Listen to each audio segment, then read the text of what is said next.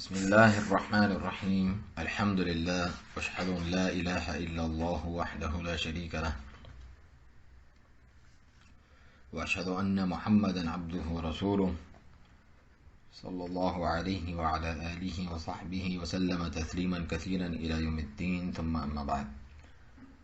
فضیلۃ الشیخ ربیع بن ہادی المدخلی حفظہ اللہ کی مشہور اور مایہ ناز کتاب منہج الانبیاء فی الدعوۃ الی اللہ، دعوت الی اللہ میں انبیاء کرام علیہم الصلاۃ والسلام کا منہج اپنانا ہی عقل و حکمت کا تقاضا ہے۔ اس میں مختلف اولوالعزم پیغمبروں کی دعوت توحید اور شرک کا رد کرنے کے تعلق سے شیخ حفظ اللہ نے عناوین قائم کیے جو ہم قسط وار آپ کے سامنے پیش کر رہے ہیں۔ آخر میں ہمارے پیارے نبی اور اللہ سبحانہ تعالیٰ کے آخری رسول محمد رسول اللہ صلی اللہ علیہ وسلم کی دعوت توحید، اس کا بیان ہے۔ آگے چل کر انشاءاللہ جو اس تعلق سے گمراہ رجحانات ہیں، فکریں ہیں، افکار ہیں اور جماعتیں اور شخصیات ہیں، ان کا ذکر ہوگا۔ شیخ فرماتے ہیں کہ رسول اللہ صلی اللہ علیہ وسلم کی دعوت توحید، اس میں سب سے پہلے توحید کی دعوت اور شرک کا رد قرآن و سنت سے۔ آپ سید الانبیاء خاتم المرسلین محمد بن عبداللہ صلی اللہ علیہ وسلم ہیں۔ آپ تمام شریعتوں میں سب سے افضل، شامل ترین اور اکمل شریعت کے حامل ہیں۔ آپ صلی اللہ علیہ وسلم کو اللہ تعالیٰ نے تمام جہانوں کے لیے رحمت بنا کر بھیجا، بشیر و نذیر یعنی خوشخبری دینے والا، خبردار کرنے والا، اللہ کی طرف سے اس کے حکم سے بلانے والا، اور سراج منیر یعنی چمکتا چراغ بنا کر روانہ فرمایا۔ آپ نے کوئی ایسی بھلائی نہ چھوڑی جو امت کو نہ بتلائی ہو، اور نہ کوئی ایسی برائی چھوڑی جس سے امت کو نہ ڈرایا ہو۔ اس عظیم پیغمبر نے اپنی دعوت کا آغاز اسلام کی بنیادوں میں سے کس چیز سے کیا اور کہاں سے آپ کی دعوت کا آغاز ہوا؟ بلا شبہ آپ صلی اللہ علیہ وسلم نے بھی اپنی دعوت کا آغاز وہیں سے کیا جہاں سے تمام انبیاء کرام علیہم الصلاۃ والسلام نے اپنی دعوت کی ابتدا کی تھی، یعنی عقیدہ توحید، اکیلے اللہ کی عبادت میں اخلاص اپنانے کی دعوت، اور لا الہ الا اللہ محمد رسول اللہ کی دعوت۔ کہ آپ صلی اللہ علیہ وسلم یا کسی اور پیغمبر کے تعلق سے یہ تصور بھی کیا جا سکتا ہے کہ وہ اس عظیم اصول اور تمام رسالتوں کے اصولوں میں سے سب سے بڑے اصول سے ہٹ کر کسی دوسری چیز سے اپنی دعوت کا آغاز کریں۔ لہذا یقیناً رسول اللہ صلی اللہ علیہ وآلہ وسلم نے اسی اصل و بنیاد سے شروع فرمایا۔ چنانچہ وہ پہلی آواز جو آپ صلی اللہ علیہ وسلم کی قوم کے کانوں سے ٹکرائی وہ یہ تھی، قولوا لا الہ الا اللہ، کہہ دو اللہ کے سوا کوئی معبود برحق نہیں۔ جیسا کہ مسند احمد کی روایت ہے، یہ سنتے ہی متکبرین جو سرکش لوگ تھے وہ بلبلا اٹھے کہ اجعل الآلہۃ الہ واحدہ، کیا اس نے سارے معبودوں کی جگہ بس ایک معبود بنا ڈالا؟ ان ھذا لشیء عجاب، واقعی یہ تعجب انگیز بات ہے۔ وانطلق الملأ منهم ان امشوا واصبروا على آلہتکم ان ھذا لشیء یراد، ان کے سردار یہ کہتے ہوئے چلے گئے کہ چلتے بنو اور اپنے معبودوں پر جمے رہو، یقیناً اس بات میں کوئی غرض شامل ہے، اس کا اپنا کوئی مطلب ہے۔ سورہ صاد کی آیات ہیں۔ آپ اسی بلند و بالا اصول اور اعلیٰ ترین مقصد کی طرف اپنی رسالت کے 13 سال پر محیط مکی دور میں برابر دعوت دیتے رہے، نہ کبھی تھکتے اور نہ کبھی بیزار ہوتے۔ اسی اصول کے نشر کرنے کی راہ میں مختلف انواع و اقسام کے مصائب جھیلیں اور صبر فرماتے رہے۔ آپ پر دیگر شرعی احکام اور ارکان اسلام میں سے کچھ فرض نہیں کیا گیا تھا سوائے نماز کے، وہ بھی رسالت کے 10ویں سال۔ البتہ چند اخلاقی احکام بھی ہوا کرتے تھے جن کا آپ اپنی قوم کو حکم دیتے تھے، جیسے صلہ رحمی، پاک دامنی، سچائی وغیرہ، لیکن دعوت کا محور اور اصل اختلاف اور جھگڑے کا موضوع یہی اصل عظیم تھی۔ یقیناً اللہ تعالیٰ نے اسی اصل عظیم کو قائم کرنے کا اس نبی کریم صلی اللہ علیہ وسلم کو خصوصی طور پر مکلف بنایا کہ وہ اس اصل عظیم کو لے کر کھڑے ہوں۔ فرمانے والی تعالیٰ ہے سورۃ الزمر میں، اِنَّا أَنزَلْنَا إِلَيْكَ الْكِتَابَ بِالْحَقِّ فَاعْبُدِ اللَّهَ مُخْلِصًا لَهُ الدِّينَ، بے شک ہم نے اس کتاب کو آپ کی طرف برحق نازل کیا ہے، لہذا آپ صرف اللہ کی عبادت کریں۔ الا للہ الدین الخالص، خبردار دین خالص اللہ ہی کا ہے۔ والذین اتخذوا من دونه اولیاء ما نعبدهم الا لیقربونا الی اللہ زلفی، اور جن لوگوں نے اس کے سوا اولیاء بنا رکھے ہیں وہ یہ کہتے ہیں کہ ہم ان کی عبادت نہیں کرتے مگر صرف اس لیے کرتے ہیں کہ یہ اللہ تعالیٰ تک ہماری قربت اور رسائی کرا دیں گے۔ ان اللہ یحکم بینہم فیما ہم فیہ یختلفون ان اللہ لا یہدی من هو کاذب کفار، بے شک اللہ خود ان کے درمیان ان تمام باتوں کا فیصلہ فرما دے گا جس کے بارے میں یہ لوگ اختلاف کر رہے ہیں۔ بے شک اللہ تعالیٰ اس شخص کو راہ راست نہیں دکھاتا جو جھوٹا اور بہت ناشکرا ہو۔ نیز ارشاد فرمایا، قل انی امرت ان اعبد اللہ مخلصا لہ الدین، کہہ دو کہ بے شک مجھے حکم دیا گیا ہے کہ میں صرف اللہ کی عبادت کروں، دین کو اس کے لیے خالص کرتے ہوئے۔ وَأُمِرْتُ لِأَنْ أَكُونَ أَوَّلَ الْمُسْلِمِينَ، اور مجھے حکم دیا گیا ہے کہ میں سب سے پہلا فرمانبردار بن جاؤں۔ قُلْ إِنِّي أَخَافُ إِنْ عَصَيْتُ رَبِّي عَذَابَ يَوْمٍ عَظِيمٍ، کہہ دو بے شک مجھے تو اپنے رب کی نافرمانی کرتے ہوئے بڑے دن کے عذاب کا خوف لگتا ہے۔ قُلِ اللَّهَ أَعْبُدُ مُخْلِصًا لَهُ دِينِي، کہہ دو کہ میں تو اللہ کی عبادت کروں گا اس کے لیے اپنے دین کو خالص کرتے ہوئے۔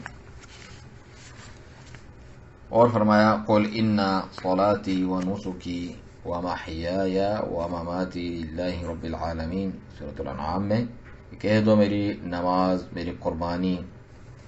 میری زندگی اور میری موت خالص اللہ تعالیٰ ہی کے لیے ہیں، لا شریک لہ، اللہ رب العالمین کے لیے جو تمام جہانوں کا رب ہے، لا شریک لہ، اس کا کوئی شریک نہیں ہے۔ وَبِذَلِكَ أُمِرْتُ وَأَنَا أَوَّلُ الْمُسْلِمِينَ، اور مجھ کو اسی کا حکم دیا گیا ہے اور میں فرمانبرداروں میں سب سے پہلا ہوں۔ ساتھ ہی اللہ تعالیٰ نے آپ کو حکم دیا کہ ساری انسانیت کو اس بنیاد و اصل کو اپنانے اور اسی کے ذریعے سرفراز اور کامیاب ہونے کی دعوت دیں۔ ارشاد باری تعالیٰ ہے سورۃ البقرہ میں جو پہلا حکم ہے، یا ایھا الناس اعبدوا ربکم، یہ لوگوں اپنے رب کی عبادت کرو، الذی خلقکم والذین من قبلکم لعلکم تتقون، جس نے تمہیں اور تم سے پہلے لوگوں کو پیدا کیا تاکہ تم اس کے عذاب سے بچ سکو۔ الذی جعل لکم الارض فراشا، جس نے تمہارے لیے زمین کو فرش بنایا، والسماء بناء، اور آسمان کو چھت بنایا، وانزل من السماء ماء فاخرج به من الثمرات رزقا لکم، اور آسمان سے پانی اتار کر اس سے پھل پیدا کر کے تمہیں روزی دی۔ فلا تجعلوا للہ اندادا وانتم تعلمون، خبردار پھر جانتے بوجھتے اللہ کے برابر والے نہ ٹھہراؤ۔ اور ارشاد فرمایا، وَإِلَٰهُكُمْ إِلَٰهٌ وَاحِدٌ، اور تم سب کا معبود ایک ہی معبود ہے، لا الہ الا هو الرحمن الرحیم، اس کے سوا کوئی معبود برحق نہیں، وہ بہت مہربان اور نہایت رحم کرنے والا ہے۔ سورۃ البقرہ میں ہی فرمایا، اور سورۃ الاعراف میں فرمایا، قل یا ایھا الناس، کہو کہ اے لوگوں، انی رسول اللہ الیکم جمیعا الذی لہ ملک السماوات والارض، میں تم تمام کی طرف اللہ کا پیغمبر ہوں جس کے لیے آسمانوں اور زمین کی بادشاہت ہیں. لا الہ الا هو یحیی و یمیت، اس کے علاوہ کوئی معبود برحق نہیں، وہی زندگی دیتا ہے اور وہی موت دیتا ہے. فآمنوا باللہ ورسولہ النبی الأمی الذی یؤمن باللہ وکلماتہ واتبعوہ لعلکم تہتدون. بس ایمان لے آؤ اللہ تعالیٰ پر اور اس کے بھیجے ہوئے نبی امی پر، جو آپ صلی اللہ علیہ وسلم کی خصوصیت ہے، نبی امی، ان پڑھ نبی، پر جو کہ اللہ پر اور اس کے احکام پر یقین رکھتے ہیں اور اس کا اتباع کرو تاکہ تم راہ راست پر آ جاؤ.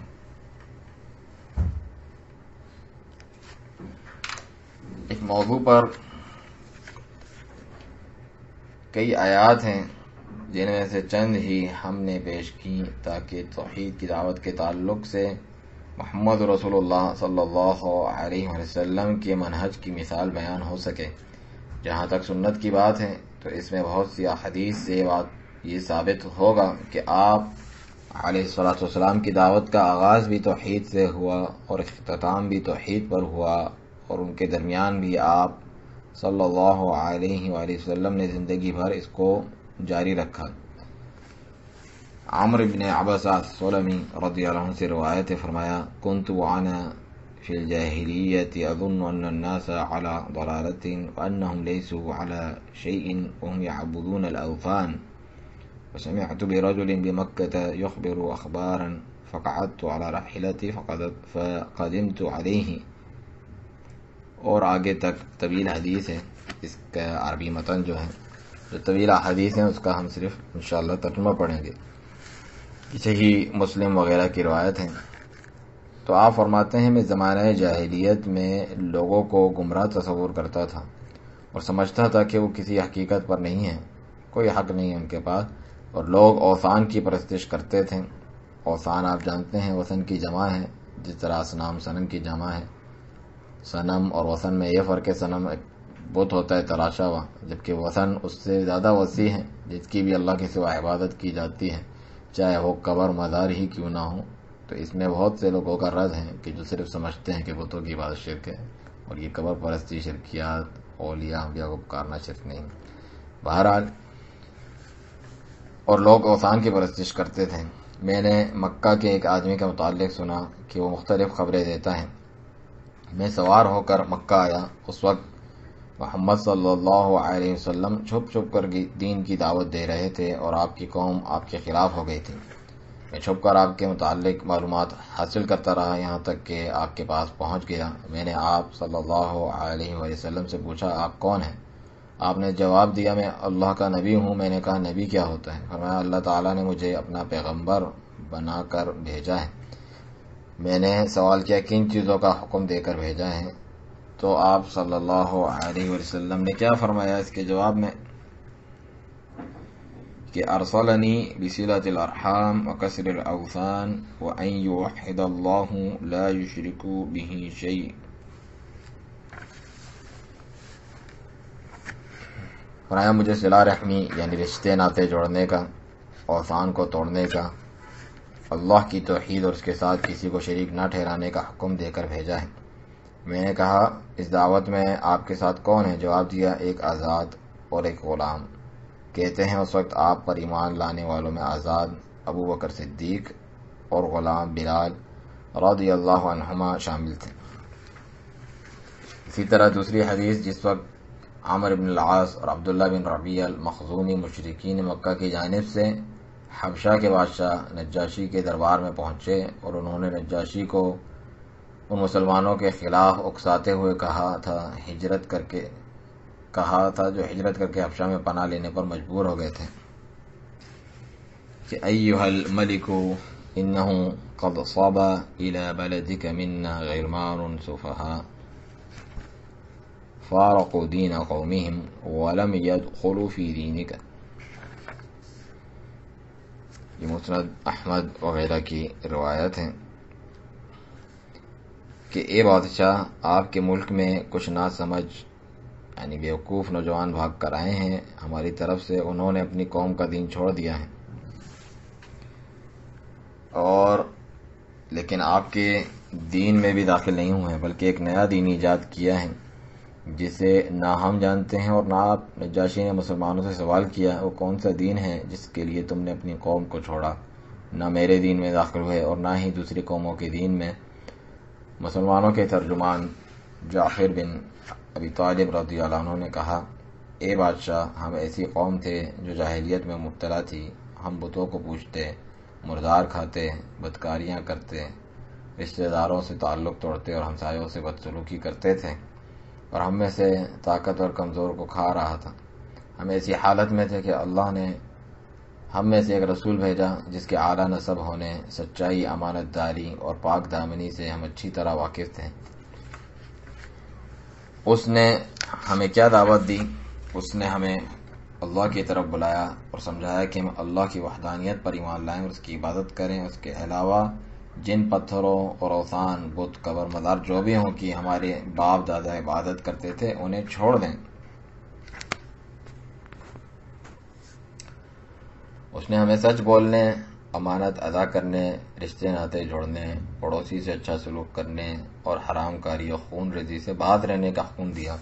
اور فواحش میں ملوث ہونے، جھوٹ بولنے، یتیم کا مال کھانے اور پاک دامن عورتوں پر جھوٹی تہمت لگانے سے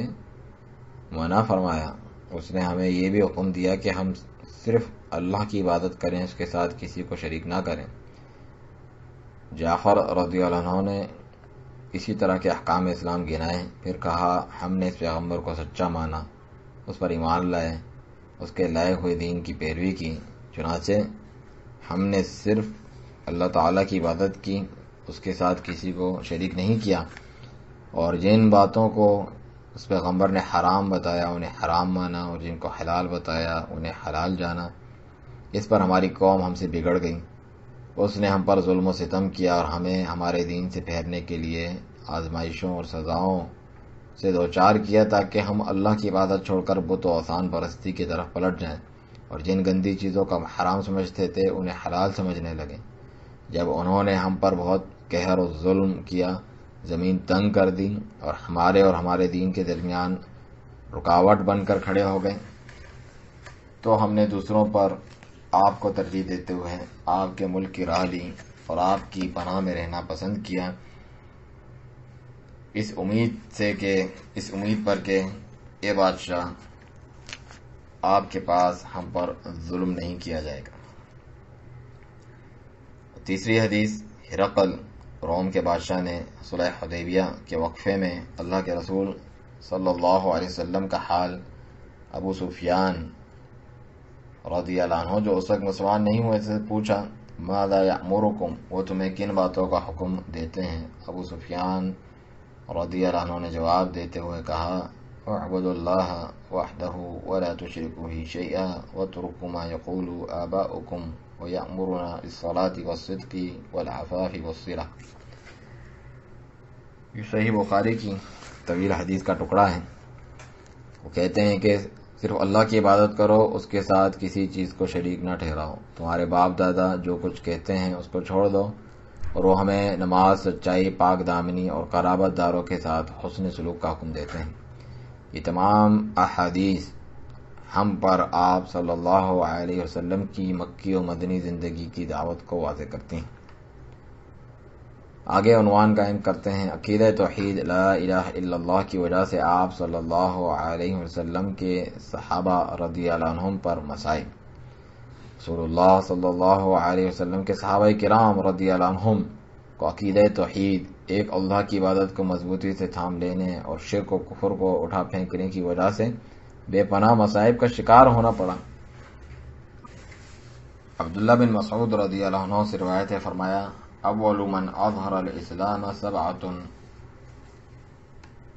رسول اللہ صلی اللہ علیہ وسلم وابو بکر وعمار وامہ سمیۃ وصہیب وبلال والمقداد، فاما رسول اللہ صلی اللہ علیہ وسلم فمنحه اللہ تعالی بعمہ ابی طالب، واما ابو بکر فمنحه اللہ بقومہ، آخر تک جو حدیث ہیں جو کہ مستدرک حاکم کی روایت ہے کہ سب سے پہلے 7 اشخاص نے اپنے اسلام کو ظاہر کیا، 7 لوگوں نے، محمد رسول اللہ صلی اللہ علیہ وسلم، ابو بکر، عمار، سمیہ عمار کی والدہ، صہیب، بلال، مقداد رضی اللہ عنہم۔ رسول اللہ صلی اللہ علیہ وسلم کو اللہ تعالیٰ نے آپ کے چاچا ابو طالب کی وجہ سے محفوظ رکھا، ابو بکر رضی اللہ عنہ کو بھی ان کی قوم کے سبب سے محفوظ رکھا، باقی تمام کو مشرکین نے پکڑ لیا اور تپتی ہوئی چلچلاتی دھوپ میں لوہے کی زرہیں پہنا کر ڈال دیتے۔ ان میں سے کوئی ایسا نہیں تھا جس نے مشرکین کا کہا نہ مانا ہو سوائے بلال رضی اللہ عنہ کے۔ بے شک ان کی جان اللہ تعالیٰ کی خاطر ان پر ذلیل کر دی گئی اور وہ اپنی قوم میں ذلیل کیے گئے۔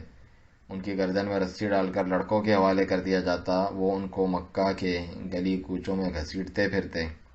اور وہ برابر کہتے رہے احد احد، اللہ ایک ہے، اللہ ایک ہے۔ سیرت ابن ہشام میں ہے کہ امیہ بن خلف گرمی کے دنوں میں سخت دھوپ کے وقت بلال رضی اللہ عنہ کو تپتے ہوئے میدان میں پیٹھ کے بل گرا دیتا، پھر حکم دیتا تو آپ صلی اللہ علیہ وسلم رضی اللہ عنہ کے سینے پر ایک بھاری چٹان رکھ دی جاتی اور کہتا اللہ کی قسم تجھے یہاں تو اسی طرح مرنا ہوگا یا محمد صلی اللہ علیہ وسلم کا انکار کر کے لات و عزیٰ کی عبادت کرنی ہوگی۔ اس کڑی آزمائش کے عالم میں بھی آپ کی زبان سے احد احد نکلتا رہتا، یعنی اللہ ایک ہے، اللہ ایک ہے۔ سمیہ رضی اللہ عنہ کو عقیدہ توحید کے اقرار کی وجہ سے زندگی کی آخری ہچکی تک زد و کوب یعنی ٹارچر کیا گیا، نہ کہ اس لیے کہ آپ کوئی سیاسی لیڈر تھیں۔ مجاہد رحمہ اللہ سے روایت ہے، فرمایا اسلام میں سب سے پہلے شہید ہونے والی عمار بن یاسر رضی اللہ عنہ کی والدہ سمیہ رضی اللہ عنہ ہیں۔ ابو جہل نے ان کی شرمگاہ میں نیزہ مار کر انہیں شہید کر دیا تھا، انہیں قتل کر دیا تھا۔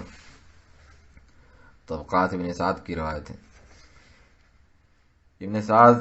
رحمہ اللہ فرماتے ہیں وہ مکہ میں پہل ایمان لانے والوں میں سے ایک تھیں اور ان لوگوں میں سے ایک تھیں جنہیں اللہ تعالیٰ کے لیے اذیتیں دی گئیں تاکہ وہ اسلام سے پھر جائیں، لیکن آپ نے نہایت صبر سے ان کا سامنا کیا، یہاں تک کہ ایک دن ابو جہل ان پر سے گزرا اور نیزہ اٹھا کر ان کی شرمگاہ میں مارا اور آپ کی موت واقع ہو گئی۔ پھر عنوان قائم کرتے ہیں مدنی دور میں توحید کا اہتمام۔ رسول اللہ صلی اللہ علیہ وسلم اور صحابہ کرام رضی اللہ عنہم کے مدینہ ہجرت کرنے اور انصار و مہاجرین کے کندھوں پر توحید کے سائے تلے اسلامی ریاست کے قائم ہونے کے بعد بھی توحید کا اہتمام پہلے سے کہیں زیادہ ہو گیا۔ توحید کی اہمیت پر قرآنی آیتیں مسلسل نازل ہوتی رہیں اور رسول اللہ صلی اللہ علیہ وسلم کی تعلیمات اسی بنیادی نقطے پر گردش کرتی رہیں۔ نمبر 1، توحید کے اس قدر اہتمام کے باوجود آپ صلی اللہ علیہ وسلم وقتاً فوقتاً جب کبھی فرصت پاتے تو جلیل القدر صحابہ رضی اللہ عنہم سے توحید کی بیعت لیتے، ان سے بیعت لیتے تھے۔ دیگر لوگوں کی تو بات ہی کیا، ارشاد ربانی ہے سورۃ الممتحنہ میں، یا ایھا النبی اذا جاءک المؤمنات یبایعنک علی الا یشرکن باللہ شیئا ولا يسرقن ولا يزنين ولا يقتلن أولادهن ولا يأتين ببهتان يفترينه بين أيديهن وأرجلهن ولا يعصينك في معروف فبايعهن واستغفر لهن الله إن الله غفور رحيم۔ اے نبی، جب آپ کے پاس مومن عورتیں ان باتوں پر بیعت کرنے کے لیے آئیں کہ وہ اللہ کے ساتھ کسی کو شریک نہ کریں گی، چوری نہیں کریں گی، زناکاری نہ کریں گی، اپنی اولاد کو قتل نہیں کریں گی اور کوئی ایسا بہتان نہیں باندھیں گی جسے خود اپنے ہاتھ پیر کے آگے سے گڑا ہو، یعنی اپنے شوہروں کی طرف ان کی اولاد کے علاوہ کسی کو منسوب نہ کریں، اور کسی نیک کام میں آپ کے حکم و دولی نہیں کریں گی تو آپ ان سے بیعت لے لیا کریں اور ان کے لیے بخشش طلب کریں، بے شک اللہ تعالیٰ بخشنے والا اور رحم کرنے والا ہے۔ یہ آیتیں اگرچہ عورتوں کی بیعت سے متعلق ہے، لیکن رسول اللہ صلی اللہ علیہ وسلم انہی باتوں پر مردوں سے بھی بیعت لیا کرتے تھے۔ عبادہ بن صامت رضی اللہ عنہ سے روایت ہے، فرمایا رسول اللہ صلی اللہ علیہ وسلم نے ایک مجلس میں تو فرمایا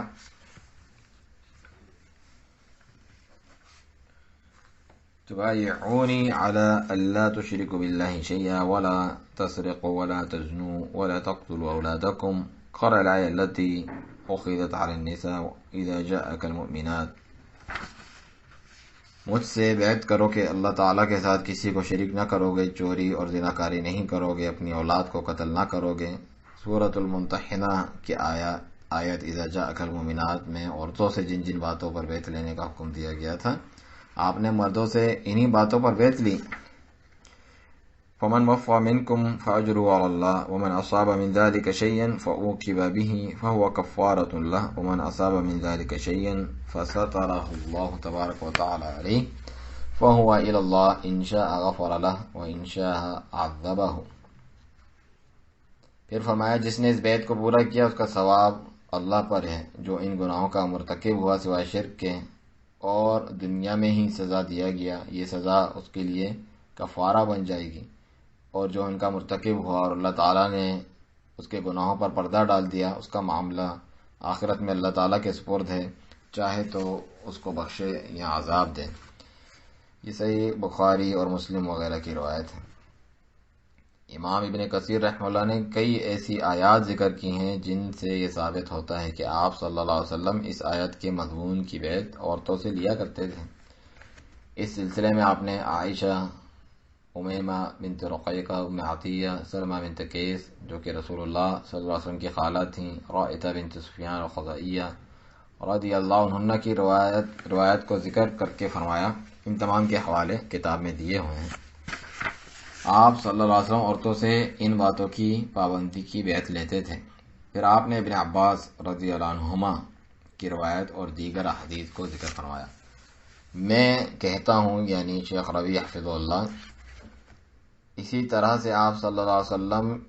انہی باتوں پر مردوں سے بھی عہد لیا کرتے تھے، جیسا کہ عبادہ بن صامت رضی اللہ عنہ کی سابقہ حدیث اس بات پر دلالت کرتی ہیں. انہی میں سے ایک حدیث عوف بن مالک الاشجعی رضی اللہ عنہ سے مروی ہے، فرماتے ہیں كنا عند رسول الله صلى الله عليه وسلم 9 و8 و7 فقال ألا تبايعون رسول الله وكنا حديث عهد ببيعة. آگے پوری حدیث ہے طویل جو کہ صحیح مسلم وغیرہ میں ہے کہ ہم 9، 8 یا 7 آدمی اللہ کے رسول صلی اللہ علیہ وسلم کی مجلس مبارک میں تھے. آپ نے فرمایا کیا تم رسول اللہ صلی اللہ علیہ وسلم کے ہاتھ پر بیعت نہیں کرو گے؟ ہم نے کہا اے اللہ کے رسول، ہم تو بیعت کر چکے ہیں. پھر آپ نے دوبارہ فرمایا اللہ کے رسول سے بیعت نہیں کرو گے؟ ہم نے کہا کہ ہم تو بیعت کر چکے ہیں. آپ صلی اللہ علیہ وسلم نے پھر تیسری بار فرمایا کہ اللہ کے رسول سے بیعت نہیں کرو گے. بس ہم نے اپنے ہاتھ بڑھا دیے اور کہا اے اللہ کے رسول، جب ہم آپ سے بیعت کر چکے ہیں تو پھر کس چیز پر بیعت کریں؟ آپ صلی اللہ علیہ وسلم نے فرمایا اس بات پر کہ اللہ تعالیٰ کی عبادت کرو گے، اس کے ساتھ کسی کو شریک نہیں کرو گے، 5 وقت کی نماز ادا کرو گے اور اپنے حاکموں کی اطاعت کرو گے. اور ایک بات آپ نے نہایت آہستگی سے ارشاد فرمائی، اور لوگوں کے آگے کبھی دست سوال دراز نہیں کرو گے. راوی کہتے ہیں میں نے صحابہ کے اس گروہ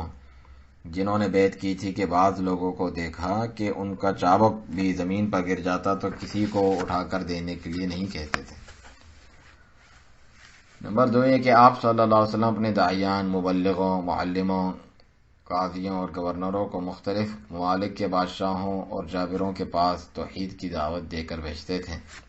رسول اللہ صلی اللہ علیہ وسلم کے خادم انس رضی اللہ عنہ کہتے ہیں کہ ان نبی اللہ صلی اللہ علیہ وسلم كتب الى کسرى او الى قیصر والى النجاشی والى قیصر والى النجاشی وإلى كل جبار يدعوهم إلى الله تعالى وليس بالنجاشي الذي صلى عليه النبي صلى الله عليه وسلم.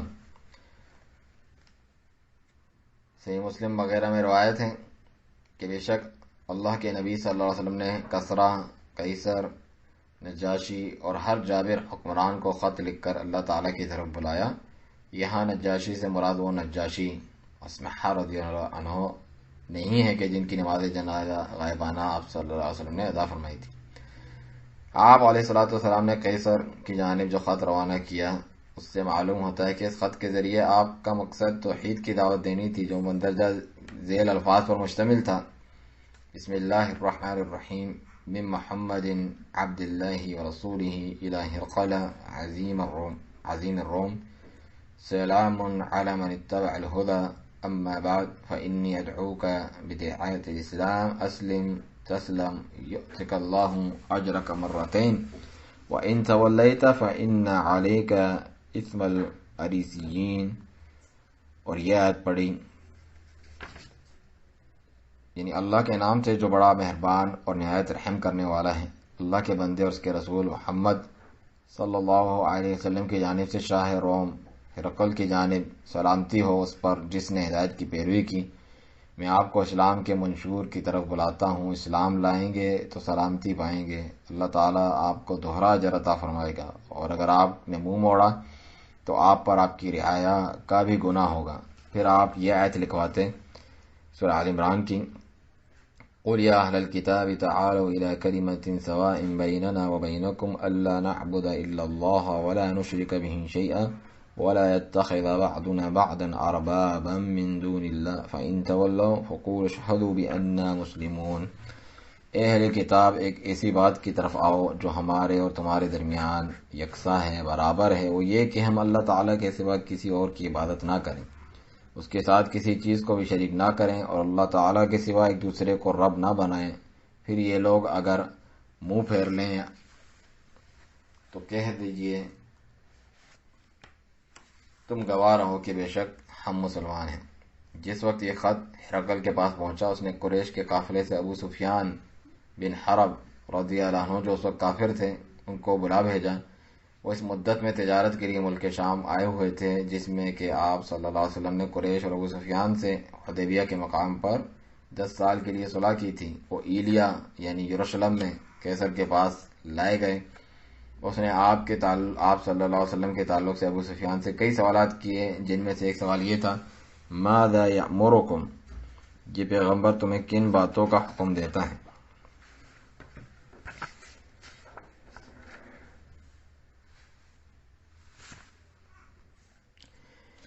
یقربی اس حدیث کی تعلیق میں فرماتے ہیں، یعنی تم پر تمہارے رعایا کا بھی گناہ ہوگا اگر نہیں لاؤ گے. یہاں رعایا کے لیے العریسیون کا لفظ استعمال ہوا ہے، جس کا معنی ہے الفلاحون، یعنی کسان لوگ. انہیں قارون بھی کہا جاتا ہے کہ وہ کمزور لوگ وغیرہ جو ہرقل کی پیروی کرتے تھے اور وہ ان کے شرک میں پڑے رہنے کا سبب بن رہا تھا. اور ان لیڈروں کے بارے میں یہی اللہ تعالیٰ کا عدل اور سنت رہی ہے کہ وہ یوم قیامت اپنے بوجھ اٹھانے کے ساتھ ساتھ جنہوں نے حق و توحید سے انحراف اور اس کے خلاف جنگ میں ان کی پیروی کی، ان کے بھی بوجھ اٹھانے والے ہیں. سورۃ النحل میں فرمایا لِيَحْمِلُوا أَوْزَارَهُمْ كَامِلَةً يَوْمَ الْقِيَامَةِ وَمِنْ أَوْزَارِ الَّذِينَ يُضِلُّونَهُمْ بِغَيْرِ عِلْمٍ أَلَا سَاءَ مَا يَزِرُونَ. یہ اپنے بوجھ بھی کامل طور پر یوم قیامت اٹھائیں گے اور ان کے بوجھ بھی اٹھائیں گے جنہیں بغیر علم کے انہوں نے گمراہ کیا. کیا ہی برا بوجھ ہے جو یہ اٹھائیں گے. اور رسول اللہ صلی اللہ علیہ وسلم نے فرمایا من دعا الى ہدی كان له من الاجر مثل اجور من تبعه لا ينقص ذلك من اجورهم شيئا. صحیح مسلم کی روایت کہ جو کوئی ہدایت کی طرف دعوت دے تو اسے جو اس ہدایت کی پیروی کریں گے ان کی مثل بھی اجر ملے گا، مگر ان پیروی کرنے والوں کے اجر میں سے کچھ کم نہ کیا جائے گا. اور اس کے برعکس ومن دعا الى ضلالة كان عليه من الاثم مثل آثام من تبعه لا ينقص ذلك من آثامهم شيئا. اور جو کوئی گمراہی کی جانب دعوت دے اس پر ان لوگوں کا بھی گناہ ہوگا جنہوں نے اس کی پیروی کی، مگر پیروی کرنے والوں کے گناہوں میں کچھ کم نہ ہوگا، ان کے گناہوں میں سے کچھ کمی نہیں آئے گی. تو ہم پڑھ رہے تھے کہ ابو سفیان سے ہرقل نے پوچھا ماذا یأمرکم، یہ پیغمبر تمہیں کن باتوں کا حکم دیتا ہے؟ ابو سفیان نے جواب دیتے ہوئے فرمایا کہ اعبد اللہ.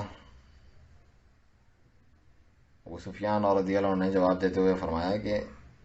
اعبد اللہ وحدہ ولا تشرکوا بہ شیئا. وہ ہمیں یہ حکم دیتے ہیں کہ اکیلے اللہ تعالیٰ کی عبادت کرو، اس کے ساتھ کسی کو شریک نہ کرو. وَاتْرُكُوا مَا يَقُولُ آبَاؤُكُمْ وَيَأْمُرُونَ بِالصَّلَاةِ وَالصِّدْقِ وَالْعَفَافِ وَالصِّلَةِ. یہ پہلے بھی ہم حدیث پڑھ چکے ہیں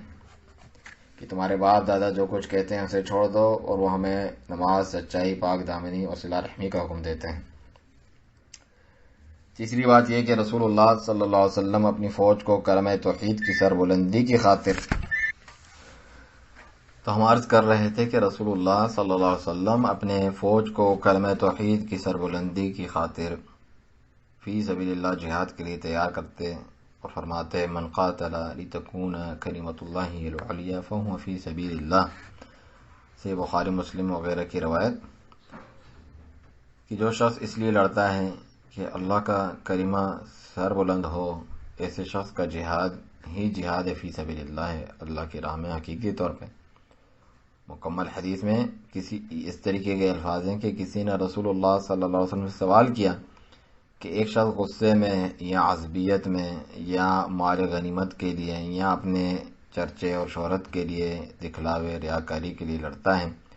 ان میں سے کون سا فی سبیل اللہ ہے؟ تو آپ صلی اللہ علیہ وسلم نے فرمایا ان میں سے کوئی نہیں،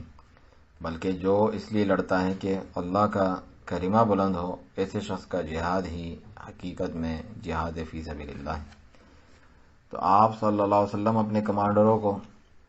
جو امیر مقرر کر کے بھیجتے تو جنگ شروع کرنے سے پہلے توحید کی دعوت دینے کی، توحید کی جانب دعوت دینے کا حکم دیتے ہیں کہ پہلے توحید کی دعوت دینے کی جانب رہنمائی کرتے کہ یہ دعوت تمہیں دینی ہے۔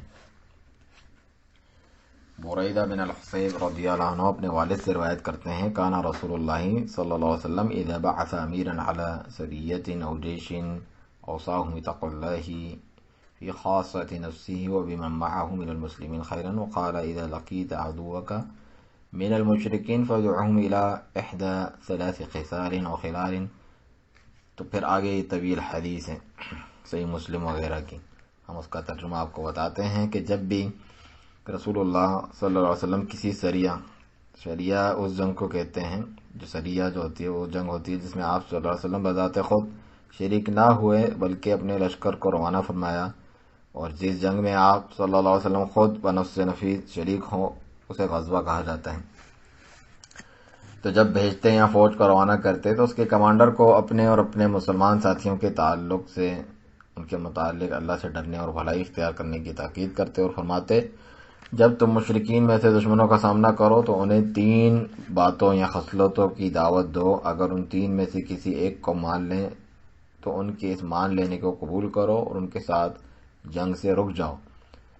انہیں اسلام کی طرف بلاؤ، اگر وہ مان لیں تو ان کا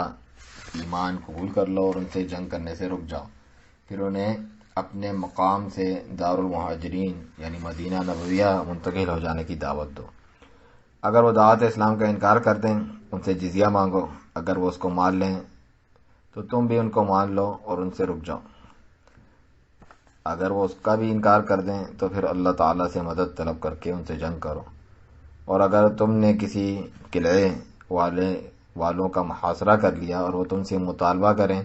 کہ وہ اللہ کے فیصلے پر ہتھیار ڈالیں گے تو تم اسے نہ مانو، کیونکہ تم نہیں جانتے کہ اللہ تعالیٰ ان کے متعلق کیا فیصلہ فرمائے گا، بلکہ انہیں اپنے فیصلے پر ہتھیار ڈالنے کے لیے کہو، اس کے بعد ان کے تعلق سے جو فیصلہ تم کرنا چاہو کرو۔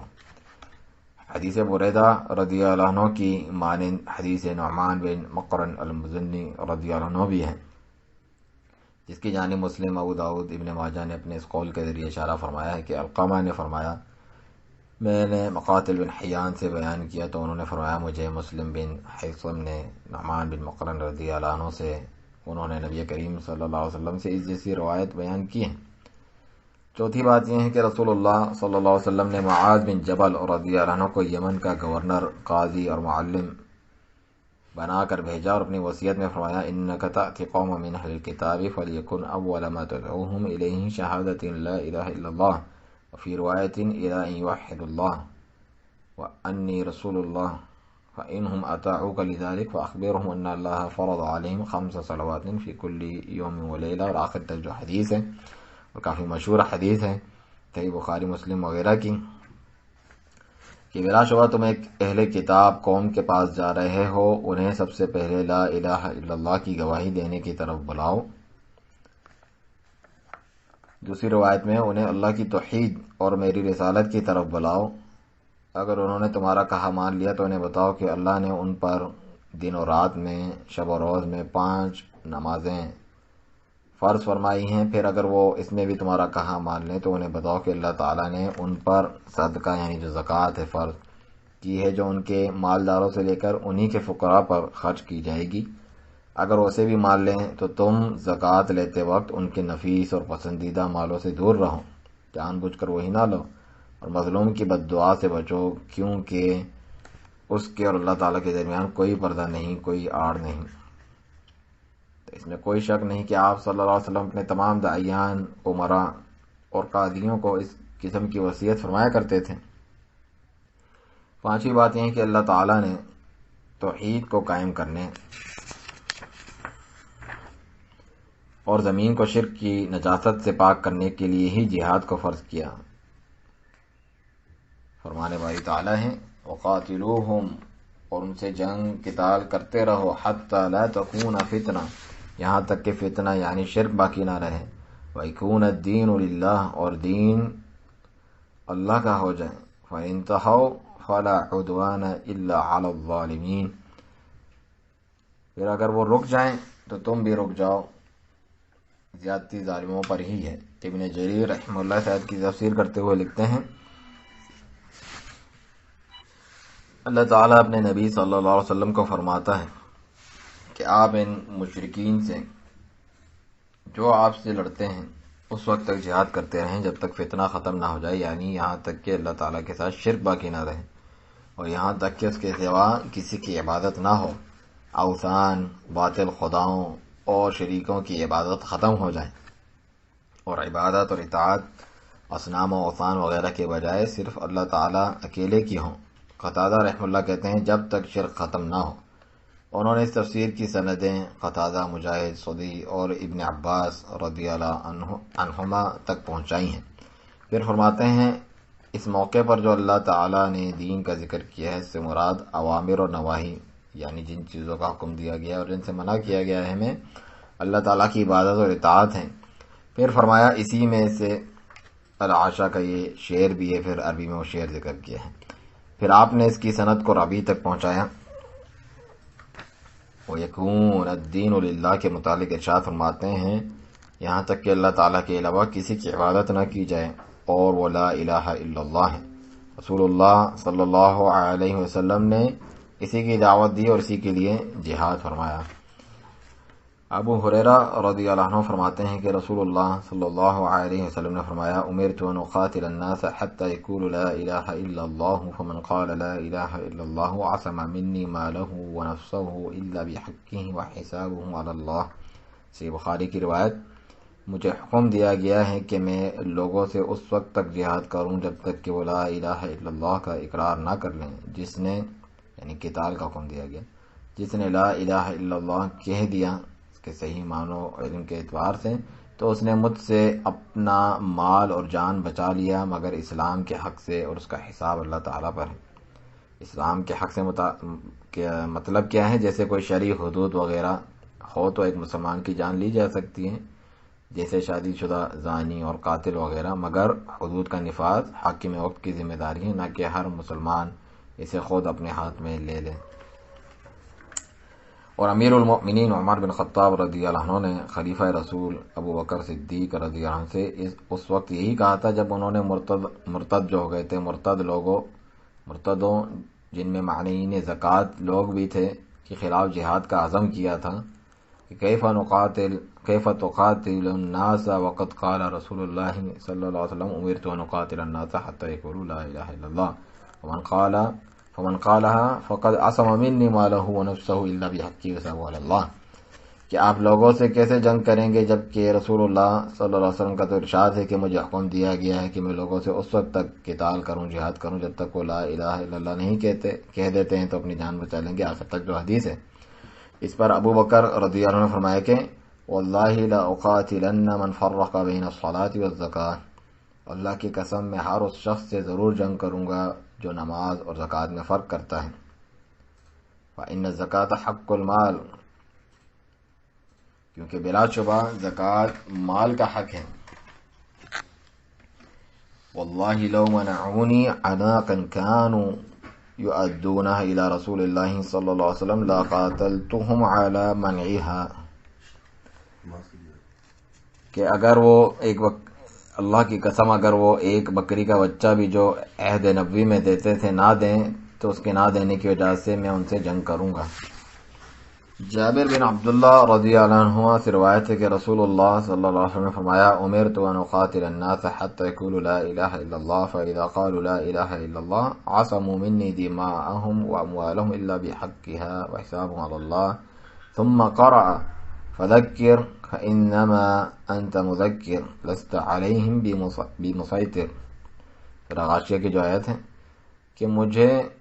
اور یہ جو روایت ہے بخاری مسلم کی روایت ہے، مجھے لوگوں سے قتال کا حکم دیا گیا ہے یہاں تک کہ وہ لا الہ الا اللہ کا اقرار کریں، اور اگر وہ لا الہ الا اللہ کہہ دیں تو مجھ سے اپنا خون اور مال بچا لیں گے سوائے اگر ان کے لینے کا حق بنتا ہو، اور باقی اعمال کا حساب اللہ تعالیٰ کے ذمہ ہے۔ پھر آپ صلی اللہ علیہ وسلم نے یہ اطلاع فرمائی کہ آپ نصیحت فرمائیں، آپ کا کام صرف نصیحت کرنا ہی ہے اور آپ ان پر کوئی داروغہ تو نہیں۔ عبداللہ بن عمر رضی اللہ عنہما سے روایت ہے کہ رسول اللہ صلی اللہ علیہ وسلم نے فرمایا امرت ان اقاتل الناس حتى يشهدوا ان لا اله الا الله وان محمد رسول الله ويقيموا الصلاة ويؤتوا الزكاة فاذا فعلوا ذلك عصموا مني دماءهم واموالهم الا بحقها وحسابهم على الله۔ یہ بخاری مسلم کی روایت کہ مجھے لوگوں سے جہاد کا حکم دیا گیا ہے جب تک وہ لا الہ الا اللہ اور محمد رسول اللہ کی گواہی دیں اور جو ہے نماز قائم نہ کر لیں اور زکوٰۃ نہ دیں، تب تک جو ہے قتال ہوگا۔ اگر وہ یہ کر لیں تو مجھ سے اپنا خون اور مال بچا لیں گے سوائے اگر ان کے لینے کا حق بنتا ہو، اور باقی اعمال کا حساب اللہ تعالیٰ کے ذمہ ہے۔ اگر ابو بکر، عمر، ابو ہریرہ اور جابر اور رضی اللہ عنہم کی حدیث پر غور کیا جائے تو معلوم ہوگا کہ ان تمام احادیث میں توحید کے موضوع پر ہی اختصار کیا گیا ہے اور دیگر کو پیش نہیں کیا گیا۔ ہو سکتا ہے بارہا اس مسئلے پر اختصار کر کے اسے بیان کرنے میں رسول اللہ صلی اللہ علیہ وسلم کے پیش نظر اس کا شدت اہتمام ہو، اور یہ آپ کی طرف سے اس کی عظمت اور اہمیت پر تنبیہ کرنے کی خاطر ہو، اور آپ کو یہ ادراک حاصل ہو جائے کہ یقیناً وہ یہ سمجھ چکے ہیں کہ اسلام کے تمام امور اسی توحید کے تقاضے، لوازمات اور حقوق ہیں، خصوصاً جو ارکان اسلام و ایمان ہیں۔ اس ضمن میں جو بات میں کہتا ہوں وہ یہ کہ رسول اللہ صلی اللہ علیہ وسلم کا عقیدے پر اختصار کرنے والے فرمان کے سبب ہی عمر رضی اللہ عنہ نے اسی قدر سے استدلال فرمایا، جبکہ ابوبکر رضی اللہ عنہ کا اپنے موقف کی تائید میں جواب زکوٰۃ کو نماز پر قیاس کرنا تھا کہ فرمایا کہ واللہ میں ضرور لڑوں گا ہر اس شخص سے جو نماز اور زکوٰۃ میں فرق کرنا چاہے۔ اگر آپ کو ابن عمر رضی اللہ عنہ کی مندرجہ والا روایت کا پتہ ہوتا تو فوراً اسی سے استدلال کرتے، اور اگر عمر رضی اللہ عنہ کو اپنے بیٹے کی مندرجہ والا روایت کا علم ہوتا تو وہ ابوبکر صدیق رضی اللہ عنہ پر کبھی اعتراض نہیں کرتے۔ اسی طرح سے اگر حاضرین جن میں ابو ہریرہ رضی اللہ عنہ بھی تھے کو ابن عمر رضی اللہ عنہ کی روایت کا پتہ ہوتا تو شیخین ابوبکر اور عمر رضی اللہ عنہ کو اس کا حوالہ دے کر یاد دلاتے، شاید کہ اس میں یہی راز ہے کہ جس کی جانب ہم نے اشارہ کیا، یعنی رسول اللہ صلی اللہ علیہ وسلم کا عقیدے کے بارے میں شدید اہتمام، ہمیشہ اسی کے گن گانا اور اسی موضوع سے متعلق با کثرت احادیث ارشاد فرمانا۔ اس سے معلوم ہوا کہ انبیاء کرام رضی اللہ عنہم، انبیاء کرام علیہم الصلوۃ والسلام جو کچھ تعلیمات ربانیہ لے کر آئے ان میں سے سب سے نمایاں اور اہم پہلو توحید الوہیت ہے۔ یہی چیز پیغمبروں اور ان کے دشمنوں کے درمیان معرکے یعنی جنگوں کا سبب بنی، اور اس باطل و گمراہی کے تمام پہلوؤں میں سے سب سے نمایاں پہلو جس کے خلاف ایک طرف تو انبیاء کرام علیہم الصلوۃ والسلام نے اعلان جنگ کیا تو دوسری طرف ہر امت میں سے مشرکین اور جھٹلانے والے جس چیز کے دفاع میں مرے جاتے تھے وہ یہی بت پرستی، اوثان پرستی، انبیاء اور صالحین کی قبر پرستی، ان کے لیے نیاز اور چڑھاوے، ان سے محبت و امید، خوف و طمع، اور اللہ کے پاس ان کی شفاعت کی امید کے ذریعے اپنی مرادوں کی پوری ہونے کے لالچ پر حکام و محکومین کے دل جڑے رہنا تھا، جب حقیقت یہ ہے کہ یہی وہ شرک اکبر ہیں جو کبھی بخشا نہیں جائے گا۔ تو لازم ہے کہ ہم نبی کریم صلی اللہ علیہ وسلم کی اس شرک اکبر کے خلاف ہر محاذ پر لڑی جانے والی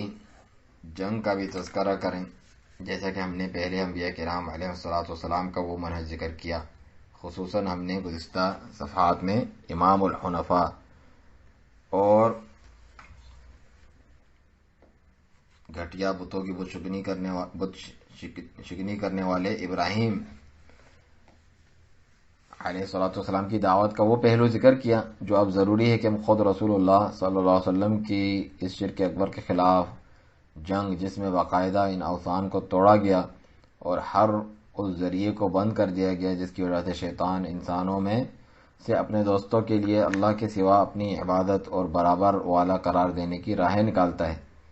چاہے وہ الہہ معبودات کے نام پر ہوں یا اولیاء کے نام پر یا اور کسی بھی گمراہ کن عنوان کے تحت ہوں۔ ان جنگوں میں سے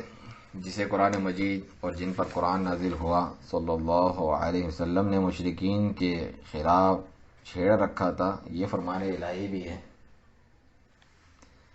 افرأیتم اللات والعزی سورۃ النجم میں، کیا تم نے لات و عزی ومناۃ الثالثۃ الاخری اور تیسری منات کی حقیقت پر غور کیا؟ الکم الذکر ولہ الانثی، کیا تمہارے لیے بیٹے ہیں اور اس اللہ کے لیے بیٹیاں؟ تلک اذا قسمۃ ضیزی، پھر تو یہ بڑی بے انصاف تقسیم ہے۔ ان ہی الا اسماء سمیتموها انتم وآباؤکم ما انزل اللہ بها من سلطان، دراصل یہ صرف نام ہیں جو تم نے اور تمہارے آباء و اجداد نے رکھ لیے ہیں، اللہ تعالیٰ نے ان کی کوئی دلیل نازل نہیں کی ہے۔ ان یتبعون الا الظن وما تهوى الانفس ولقد جاءهم من ربهم الهدى، یہ صرف اپنے وہم و گمان اور خواہشات نفس کے پیچھے بھاگ رہے ہیں، حالانکہ ان کے رب کی طرف سے ان کے پاس ہدایت آ چکی ہے۔ غور کریں کہ مشرکین کے معبودوں کی اس سے بھی زیادہ اور کیا تحقیر اور ذلت ہو سکتی ہے، اور ان کے خلاف کون سی ایسی جنگ ہے جو برپا نہیں کی گئی۔ فرمان الہی ہے فاجتنبوا الرجس من الاوثان واجتنبوا قول الزور سورۃ الحج میں، تم بتوں کی گندگی سے بچو اور جھوٹی بات سے پرہیز کرو۔ حنفاء للہ غیر مشرکین بھی، اللہ تعالیٰ کے لیے یکسو ہو کر رہو، اس کے ساتھ کسی کو شریک نہ کرو۔ ومن یشرک باللہ فکأنما خر من السماء فتخطفه الطیر او تهوی به الریح فی مکان سحیق، جو اللہ کے ساتھ شرک کرتا ہے تو گویا وہ آسمان سے گر پڑا، اب یہاں تو اسے پرندے اچک کر لے جائیں گے یا ہوا کسی دور دراز جگہ پھینک دے گی۔ اور فرمان باری تعالیٰ ہے یا ایھا الذین آمنوا انما الخمر والمیسر والانصاب والازلام رجس من عمل الشیطان فاجتنبوه لعلکم تفلحون، سورۃ المائدہ میں کہ اے ایمان والو، شراب، جوا، بت اور پان سے یہ سب ہی گندے شیطانی کام ہیں، ان سے بچتے رہو تاکہ تم فلاح پاؤ۔ عمر بن عبسہ رضی اللہ عنہ کی گزری ہوئی حدیث میں تھا کہ میں نے آپ صلی اللہ علیہ وسلم سے سوال کیا کیا اللہ نے آپ کو رسول بنایا ہے؟ آپ نے جواب دیا ہاں۔ میں نے کہا کیا احکامات دیے ہیں؟ فرمایا یہ کہ اللہ تعالیٰ کی توحید پر ایمان لایا جائے اور اس کے ساتھ کسی کو شریک نہ ٹھہرایا جائے، اوثان کو توڑا جائے اور رشتہ داروں کے ساتھ صلہ رحمی کی جائے۔ اور جعفر بن ابی طالب رضی اللہ عنہ کی حدیث میں بھی یہی تھا کہ یہاں تک کہ اللہ تعالیٰ نے ہم میں سے ایک رسول بھیجا جس کے نسب، سچائی اور پاک دامنی کو ہم جانتے ہیں، اس نے ہمیں اللہ تعالیٰ کی طرف بلایا کہ ہم اس کو اکیلا مان کر صرف اسی کی عبادت کریں، اور ہم اور ہمارے باپ دادا اللہ تعالیٰ کو چھوڑ کر جن اوثان اور پتھروں کی عبادت کرتے چلے آ رہے ہیں انہیں چھوڑ دیں۔ اسی طرح ابو سفیان رضی اللہ عنہ شاہ روم ہرقل کے ساتھ مکالمے والی حدیث، اس میں بھی یہی تھا۔ وہ یعنی رسول اللہ صلی اللہ علیہ وسلم ہمیں کہتے ہیں کہ صرف اکیلے اللہ کی عبادت کرو، اس کے ساتھ کسی کو شریک نہ کرو، اور تمہارے باپ دادا جو کچھ کہتے ہیں چھوڑ دو۔ اور ابو امامہ رضی اللہ عنہ کی حدیث ہے کہ آپ صلی اللہ علیہ وسلم نے فرمایا ان اللہ بعثنی رحمتا للعالمین وہدی للعالمین، اللہ نے مجھے تمام جہانوں کے لیے رحمت اور ہدایت بنا کر بھیجا ہے۔ وأمرني ربي بمحق المعازف والمزامير والأوثان والصليب وأمر الجاہلیہ، اور میرے رب نے مجھے موسیقی اور گانے بجانے کے آلات، اوثان، صلیب اور جاہلیت کے تمام امور ختم کرنے کا حکم دیا ہے۔ یہ مسند احمد کی روایت ہے۔ رسول اللہ صلی اللہ علیہ وسلم کی وثن پرستی پر یلغار، اس کے خلاف جنگ، خواہ قرآن میں سے جو کچھ آپ صلی اللہ علیہ وسلم پر نازل ہوتا اس کے ذریعے ہو یا آپ صلی اللہ علیہ وسلم کی ظاہر و پوشیدہ دعوت کے ذریعے، اس نے قریش کے سرداروں کی عقلیں جھنجھوڑ کر انہیں بے بس کر کے رکھ دیا تھا۔ اور حقیقت بھی یہی ہے کہ یہ ایک ایسا معاملہ ہے جس میں مداہنت نہیں برتی جا سکتی، اور سچی دعوت اسی بات کا تقاضا کرتی ہے۔ عبداللہ بن عباس رضی اللہ عنہما کی روایت ہے، وہ فرماتے ہیں کہ لما ان مرض ابو طالب دخل عليه رهط من قريش فيهم ابو جهل قال فقالوا ان ابن اخيك يشتم الهتنا ويفعل ويقول آخر تک جو حدیث ہے مسند احمد اور ترمذی وغیرہ کی روایت ہے کہ جب جناب ابو طالب بیمار ہوئے تو قریش کا ایک وفد ان کی خدمت میں آیا، جن میں ابو جہل بھی تھا۔ انہوں نے کہا کہ آپ کا بھتیجا ہمارے معبودوں کی برائی کرتا ہے اور یہ کرتا اور یہ کہتا رہتا ہے، آپ اسے بلا کر اس کام سے باز رکھیں۔ ابو طالب نے آپ صلی اللہ علیہ وسلم کو بلایا، آپ گھر میں تشریف لائے تو ابو طالب نے کہا بھتیجے، یہ آپ کی قوم آپ کی شکایات لے کر میرے پاس آئی ہے کہ آپ ان کے معبودات کی برائی کرتے ہیں اور اس طرح کرتے اور کہتے رہتے ہیں۔ راوی کہتے ہیں انہوں نے بہت سی باتیں کی، آخر آپ صلی اللہ علیہ وسلم نے بولنے کی اجازت چاہی اور فرمایا چچا جان، میں ان سے صرف ایک بات ایسی کہلوانا چاہتا ہوں، اگر وہ اسے قبول کر لیں تو عرب ان کے آگے جھک جائیں گے اور عجم انہیں جزیہ دیں گے۔ آپ صلی اللہ علیہ وسلم کی بات سن کر وفد گھبرا گیا اور کہنے لگا ایک بات ہی نہیں، تمہارے باپ کی قسم 10 باتیں بھی مان لیں گے اگر ایسا ہے، بتاؤ تو صحیح آخر وہ ایک بات کون سی ہے؟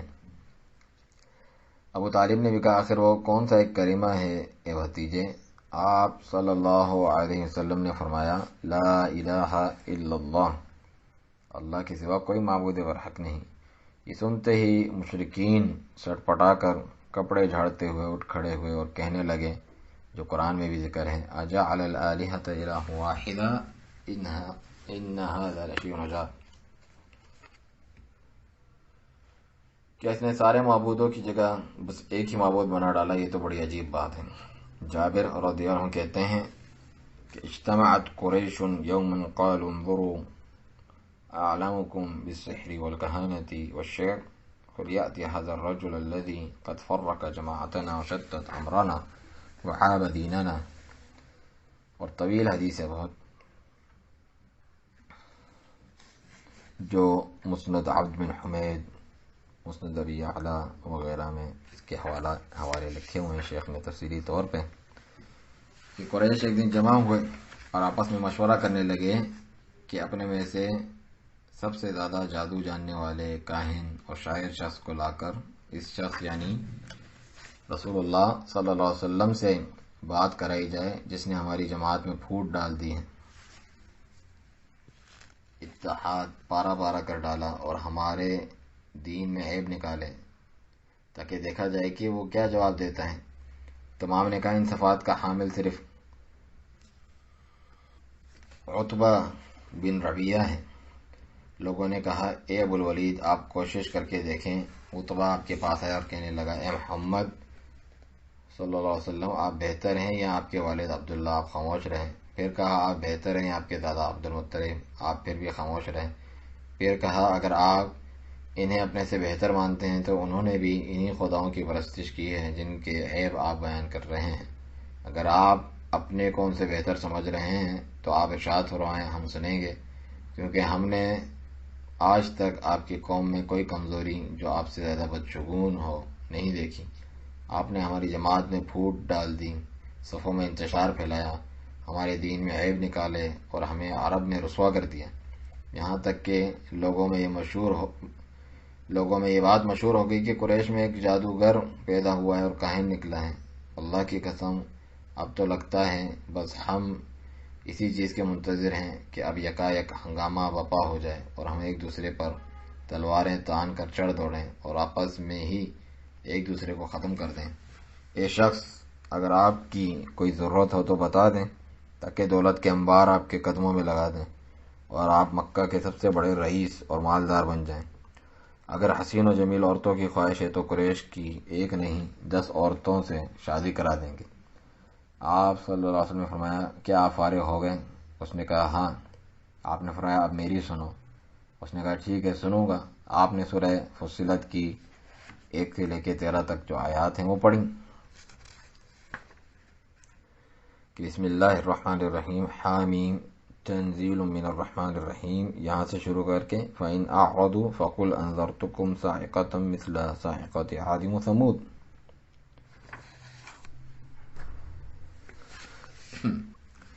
کہ شروع اللہ کے نام سے جو بڑا مہربان نہایت رحم کرنے والا ہے۔ حامیم، یہ رحمان اور رحیم کی طرف سے نازل کی ہوئی ایسی کتاب ہے جس کی آیات کھول کھول کر بیان کر دی گئی ہیں۔ عربی قرآن ہے ان لوگوں کے لیے جو جانتے ہیں، جو بشارت دینے والا، خوشخبری دینے والا اور ڈرانے والا ہے، لیکن ان میں سے اکثر نے منہ موڑا اور وہ سنتے نہیں ہیں۔ کہتے ہیں کہ جس چیز کی طرف تم ہم کو بلاتے ہو اس کے لیے ہمارے دلوں پر پردہ پڑا ہوا ہے، ہمارے کانوں میں بہراپن ہے اور ہمارے اور تمہارے درمیان ایک پردہ حائل ہے، تم اپنا کام کرو ہم بھی اپنا کام کریں گے۔ عتبہ دونوں ہاتھ پیچھے زمین پر ٹیک لگا کر چپ چاپ سنتا رہا۔ جس وقت آپ اس پر پہنچے کہ اگر اب بھی یہ روگردانی یعنی منہ پھیر لیتے ہیں تو آپ فرما دیں میں تمہیں اس کڑک سے ڈراتا ہوں جو عاد و سمود کے کڑک کی طرح ہوگی۔ عتبہ نے سنا تو چلا اٹھا، بس کریں کافی ہے، بس کریں کافی ہے، حسبک، کیا آپ کے پاس اس کے علاوہ بھی کچھ ہیں؟ آپ صلی اللہ علیہ وسلم نے فرمایا کچھ نہیں۔ عتبہ اٹھا اور قریش کے پاس آیا۔ لوگوں نے پوچھا کیا خبر لائے ہو؟ اس نے کہا ہر وہ بات جو تم اس سے کرنا چاہتے تھے میں نے کی ہے۔ لوگوں نے کہا پھر اس نے کیا جواب دیا؟ اس نے کہا رب کعبہ کی قسم میں اس کی کوئی بات سمجھ نہیں سکا سوائے اس کے کہ اس نے اس کڑک سے ڈرایا ہے جو عاد اور سمود کی کڑک کی طرح ہے۔ لوگوں نے کہا افسوس، وہ تم سے عربی میں بات کر رہا تھا اور تم اتنا بھی سمجھ نہیں پائے کہ وہ کیا کہہ رہا ہے۔ اس نے کہا اللہ کی قسم میں کڑک کے سوا کچھ نہیں سمجھ سکا۔ یہ جنگ زبانی و نفسیاتی جنگ تھی جو مشرکین پر جارحانہ تنقید، تحقیر، استہزاء یعنی ان کی بیوقوفی کا مذاق اڑانے پر مبنی تھی۔ اسی طرح سے مشرکین کو گمراہ اور جاہل ثابت کرنے کے ساتھ ان پر حجت تمام کرنے کے لیے تھی تاکہ جو ہلاک ہو تو دلائل کے ظاہر ہونے کے بعد ہلاک ہو اور جو زندہ رہے تو دلیل کی روشنی میں زندہ رہے۔ اس جنگ اور اس دعوت و بیان کے اثرات میں سے تھا کہ اللہ تعالیٰ نے بہت سے عربوں کو قریش وغیرہ سے اور اوس و خزرج قبائل سے ہدایت عطا فرمائی، ان کی بصیرت کو کھول دیا، پس انہوں نے توحید کی حقیقت اور اس کے مقام کی معرفت حاصل کر لی۔ اسی طرح سے بیک وقت انہوں نے شرک و اوثان پرستی وغیرہ کی حقارت کو بھی جان لیا اور دنیا اور آخرت میں مشرکین پر جو اس کا خطرہ ہے اس کا بھی احساس ہو گیا۔ یہ پاک اور عظیم ثمرات رسول اکرم صلی اللہ علیہ وسلم اور صحابہ کرام رضی اللہ عنہم کے جہاد اور اللہ تعالیٰ کی جانب دعوت حق کے میدان میں صبر اور طاغوتیت، تواغیت، اوثان و انصاب، بتوں وغیرہ کے خلاف ان کی بھرپور الغار اور جنگ کے نتائج تھے۔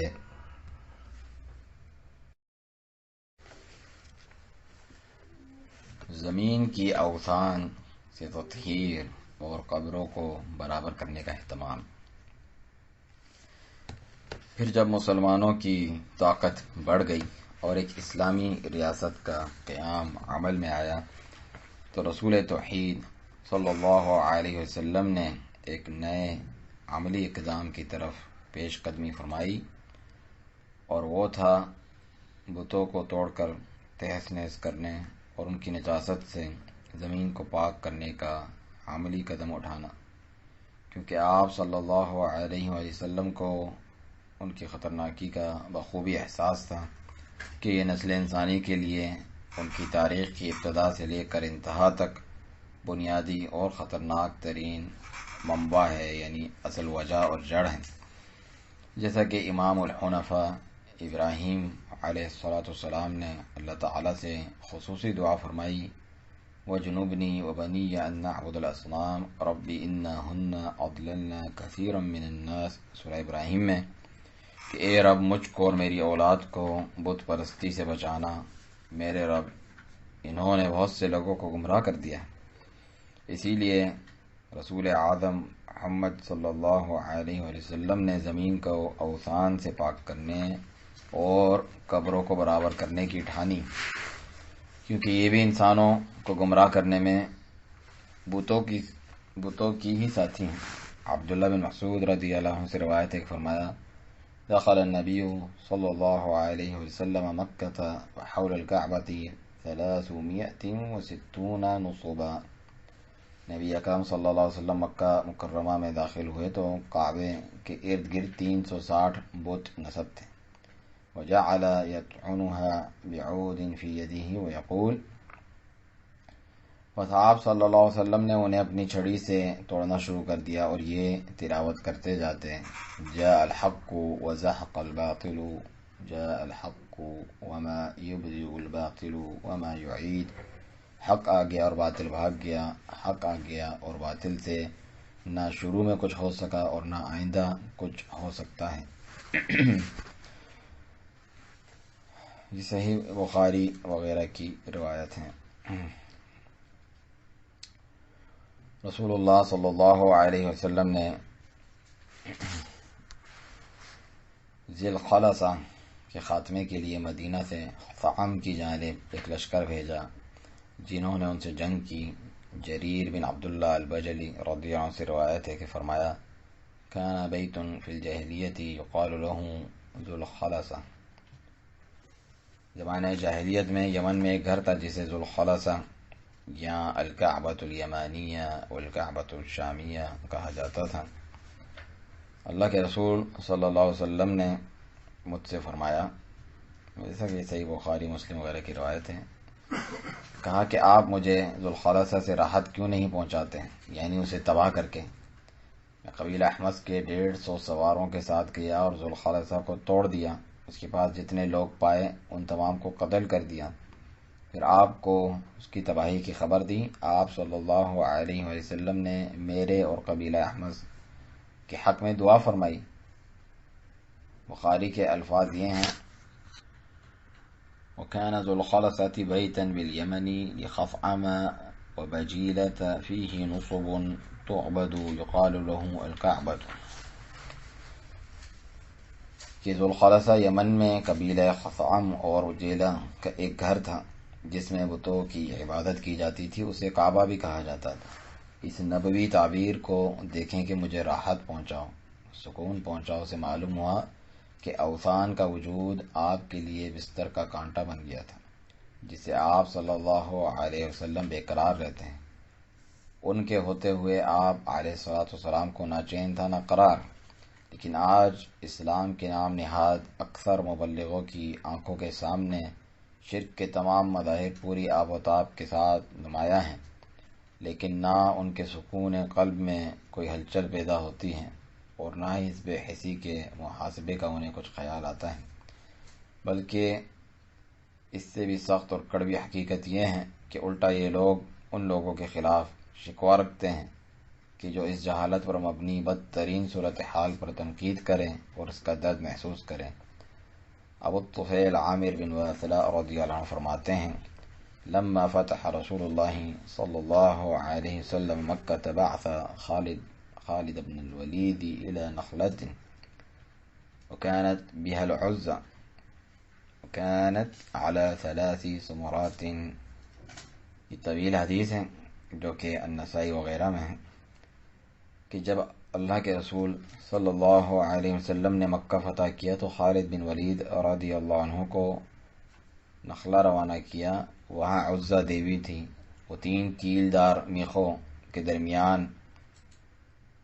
دروازوں کے پیچھے تھی، میخوں کے دروازوں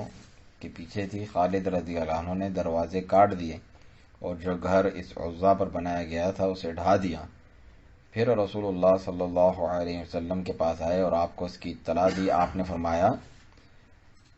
کہ ارجع فإنک لم تصنع شیئا، جاؤ تم نے کچھ بھی نہیں کیا۔ خالد رضی اللہ عنہ پھر پلٹے۔ جب وہاں کے مجاوروں نے آپ کو دیکھا تو یا عزا کہتے ہوئے پہاڑوں میں چھپ گئے۔ وہاں خالد رضی اللہ عنہ نے ایک ننگی عورت کو دیکھا جو اپنے بال پھیلائے ہوئے سر پہ مٹی ڈال رہی تھی۔ آپ نے تلوار اس کے جسم میں چبھوئی یہاں تک کہ اسے قتل کر دیا۔ پھر آپ صلی اللہ علیہ وسلم کو اس کی خبر دی۔ تب آپ نے فرمایا تلک العزا، ہاں یہی عزا تھی۔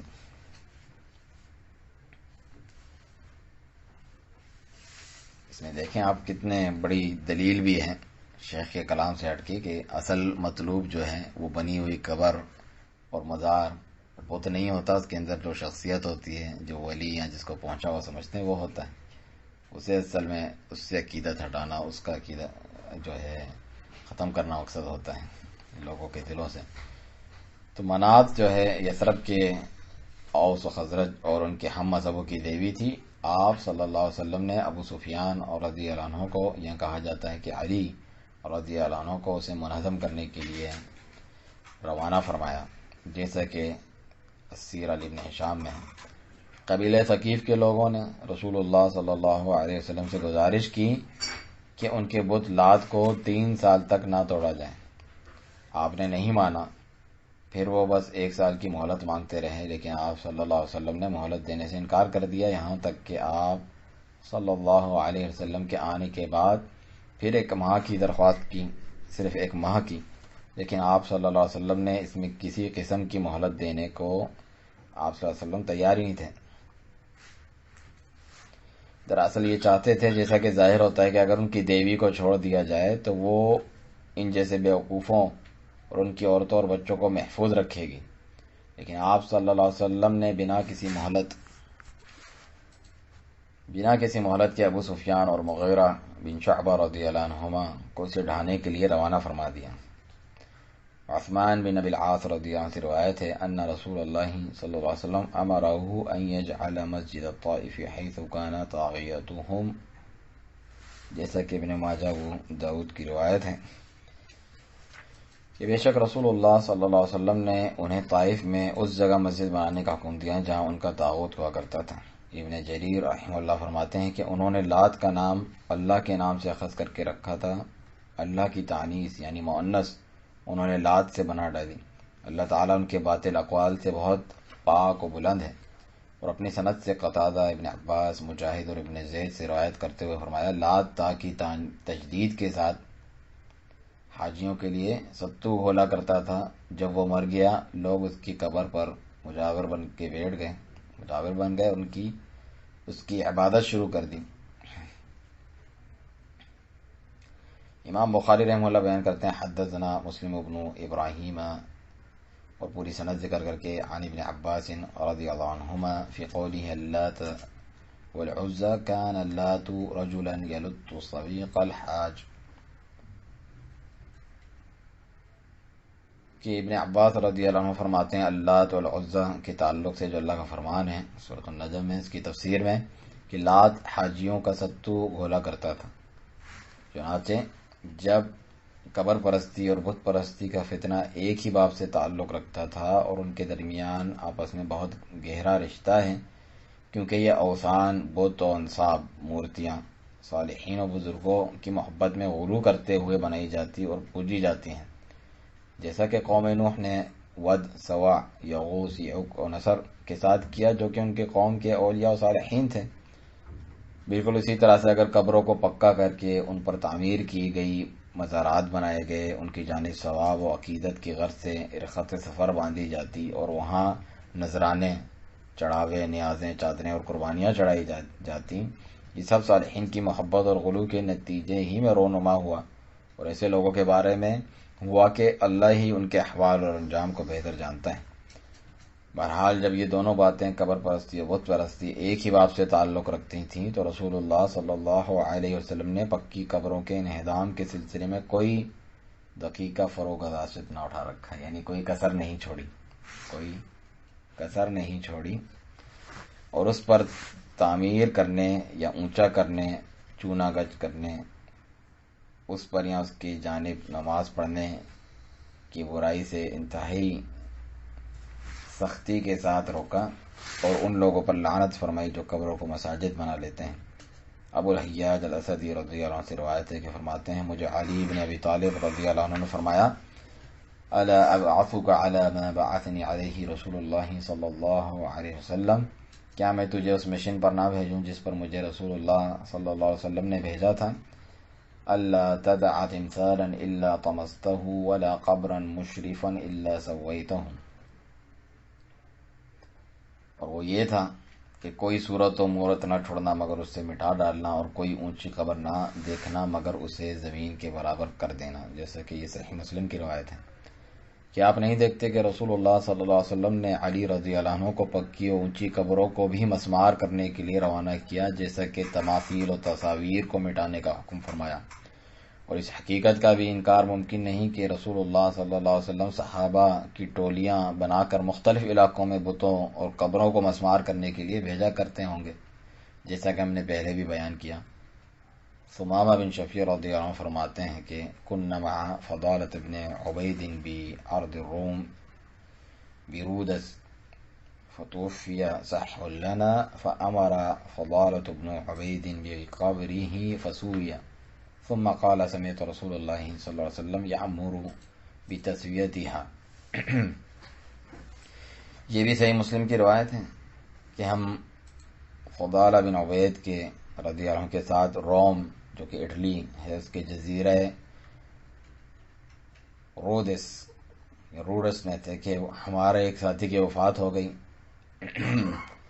تو صحابی یعنی فضالہ بن عبید رضی اللہ عنہ نے تدفین کے بعد اس کے قبر کو برابر کرنے کا حکم دیا، تو وہ کر دی گئی۔ پھر فرمایا کہ میں نے رسول اللہ صلی اللہ علیہ وسلم کو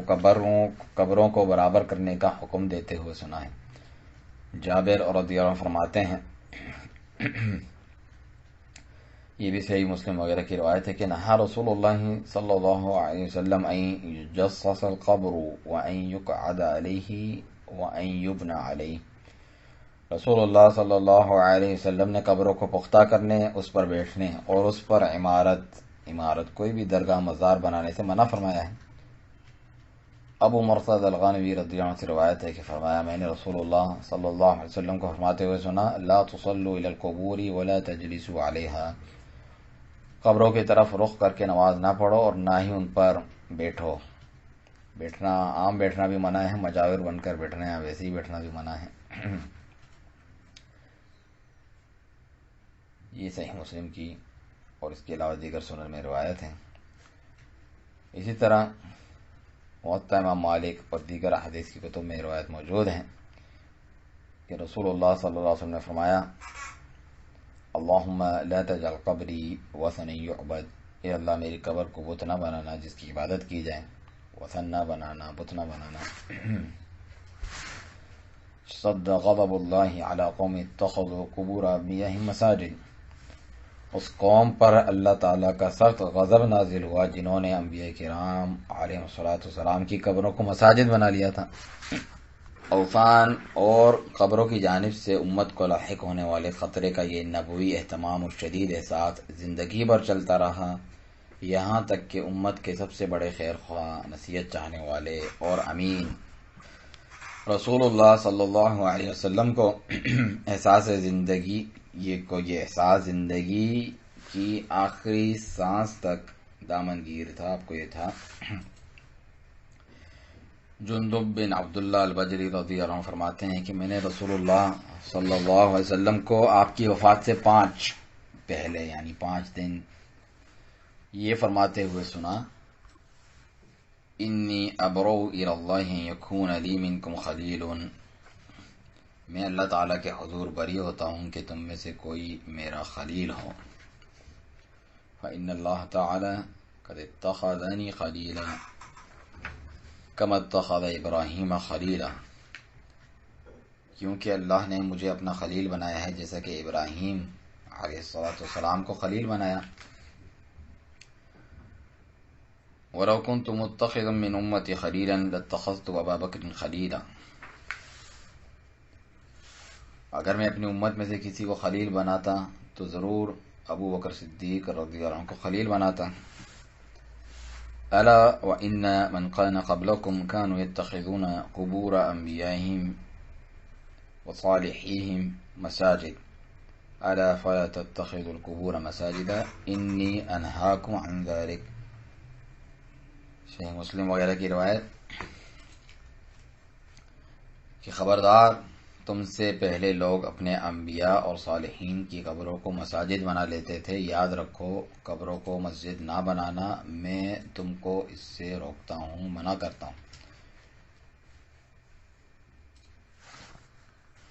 خلیل کے تعلق سے ایک فائدہ یہاں ہم جو ہے ذکر کرتے ہیں، جیسا کہ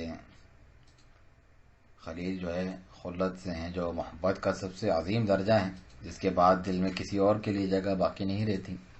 آپ صلی اللہ علیہ وسلم خلیل اللہ کے درجے پر فائز ہیں، جیسا کہ ابراہیم علیہ السلام تھے۔ اس سے بعض نام نہاد عاشقان رسول جو محبت رسول اولیاء کے نام پر شرک میں مبتلا رہتے ہیں کی جہالت ظاہر ہوتی ہے کہ حبیب اللہ ہونے کو گویا رسول اللہ صلی اللہ علیہ وسلم کا سب سے بلند رتبہ سمجھتے ہیں۔ یہ کسی کو حبیب نہیں بنایا، آپ کو بنایا، محبوب نہیں بنایا، جیسے کہ ان کے اشعار و کتابت اور نعروں وغیرہ میں ہوتا ہے، یا حبیب اللہ اور خلیل اللہ، جو کہ اس سے کئی بلند درجہ ہے، اس کا ذکر تک نہیں، جبکہ وہ خاص ہے آپ صلی اللہ علیہ وسلم کے ساتھ۔ اور حبیب اللہ تو عام مومن بھی ہو سکتا ہے، جیسا کہ اللہ کا فرمان ہے سورہ بقرہ میں، ان اللہ یحب المحسنین، بے شک اللہ تعالیٰ احسان کرنے والوں سے محبت کرتا ہے، وہ حبیب اللہ ہیں۔ اور یہ فائدہ آپ کو القول المفید علی کتاب التوحید شیخ ابن عثیمین رحمہ اللہ میں مل جائے گا۔ تو آگے شیخ ربیع حفظہ اللہ فرماتے ہیں، جس وقت آپ صلی اللہ علیہ وسلم نے اپنے رفیق اعلیٰ یعنی اللہ تعالیٰ کی رفاقت کو پسند کر لیا اور موت کا وقت قریب آ گیا، اس وقت بھی آپ صلی اللہ علیہ وسلم کی تمام تر توجہ امت کو قبروں کے فتنے کی خطرناکی سے آگاہ کرنے سے پر تھی، جس سے امت کی اکثریت جاہل ہیں۔ آپ صلی اللہ علیہ وسلم کے اس قدر سخت اہتمام کو دیکھیں اور امت کی اس مہلک خطرے سے بے خبری ملاحظہ کریں۔ ام المؤمنین عائشہ رضی اللہ عنہا اور ابن عباس رضی اللہ عنہما سے روایت ہے، فرماتے ہیں، لما نزل برسول اللہ صلی اللہ علیہ وسلم طفق يطرح خمیسة له على وجهه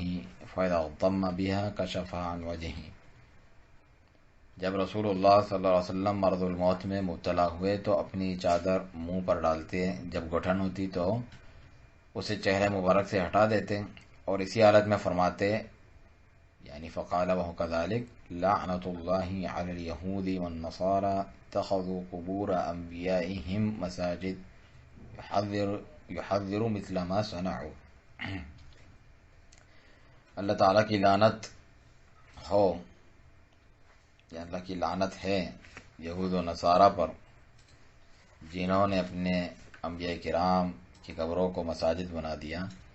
آپ صلی اللہ علیہ وسلم ان کے اس فعل سے اپنی امت کو ڈرا رہے تھے۔ صحیح بخاری اور مسلم کی مشہور روایت ہے۔ اسامہ بن زید رضی اللہ عنہ سے روایت ہے کہ رسول اللہ صلی اللہ علیہ وسلم نے اپنے مرض الموت میں فرمایا، اثقلوا علی اصحابی، میرے صحابہ کو میرے پاس لاؤ، فدخلوا علیہ وہو متکنع ببردۃ معافل کشف القناع، جب صحابہ کرام کی خدمت میں تشریف لائے تو آپ ایک یمنی چادر منہ پر اوڑھے لیٹے ہوئے تھے، آپ نے چہرے مبارک سے چادر ہٹائی اور فرمایا، لعن اللہ الیہود والنصارى، یہود و نصارہ پر اللہ نے لعنت فرمائی، اتخذوا قبور انبیائہم مساجد، انہوں نے اپنے انبیاء کی قبروں کو مساجد بنا دیا۔ یہ مسند احمد وغیرہ کی روایت ہے۔ اسی طرح ابو عبیدہ رضی اللہ عنہ سے روایت ہے، فرماتے ہیں، کان آخر ما تکلم به نبی اللہ صلی اللہ علیہ وسلم ان اخرجوا یہود الحجاز من جزیرۃ العرب وَاعْلَمُوا أَنَّ شِرَارَ النَّاسِ الَّذِينَ يَتَّخِذُونَ الْقُبُورَ مَسَاجِد، جیسے کہ مسند احمد وغیرہ کی روایت ہے کہ وہ آخری بات جو رسول اللہ صلی اللہ علیہ وسلم نے فرمائی یہ تھی کہ حجاز کے یہود کو جزیرہ عرب سے نکال دو، جان رکھو کہ لوگوں میں سے بدترین لوگ وہ ہیں جو قبروں کو مساجد بنا لیتے ہیں، تاکہ یہ ایسے ممالک میں، مسلم ممالک میں ہو ہی نہ جہاں مسجد بناتے ہیں انبیاء کرام۔ شیخ فرماتے ہیں کہ آپ مسلم ممالک کے مشرق و مغرب میں گھوم پھر کر دیکھ لیں، آپ کو عجائبات نظر آئیں گے۔ مندرجہ والا نصوص میں جن باتوں سے مسلمانوں کو ڈرایا گیا ہے وہ پوری آب و تاب سے ان کے ہاں پائے جاتے ہیں، اور اگر ان پر یہ دلائل پڑھیں اور ان کے مصادر و حوالہ جات بتائیں اور بتائیں کہ کس طرح سے صحابہ کرام رضی اللہ عنہم اور اس امت کی نامور شخصیات رحمۃ اللہ علیہم نے انہیں مضبوطی سے پکڑا، تو آپ کے سامنے ان لوگوں سے بھی کمزور ایسی باطل تعویلات لائیں گے جنہوں نے کہا تھا کہ انما البیع مثل الربا، بیع تو ربا سود کی مثل ہے، اور آپ پر گستاخ اولیاء کی تہمت جسمہ کر دیں گے۔ تو یہ تھا بیان محمد رسول اللہ خاتم الانبیاء مرسلین کی دعوت توحید اور شرک اور اس کے مظاہر کے خاتمے کے تعلق سے۔ انشاءاللہ آئندہ شیخ حفظ اللہ اس بات کو بیان کریں گے جو اصل سوال کا جواب ہے کہ اصلاح عقائد اور مخالفت شرک ہی عقل و حکمت کا تقاضا ہے۔ اللہ سبحانہ تعالیٰ سے دعا ہے کہ ہمیں اپنے عقیدے اور منہج میں انبیاء کرام علیہ الصلوۃ والسلام کے منہج کی پیروی کرنے کی توفیق عطا فرمائے کہ اسی میں نجات ہے اور یہی عقل و حکمت کا تقاضا ہے۔ وسبحانک اللہم وبحمدک، اشہد ان لا الہ الا انت، استغفرک واتوب الیک۔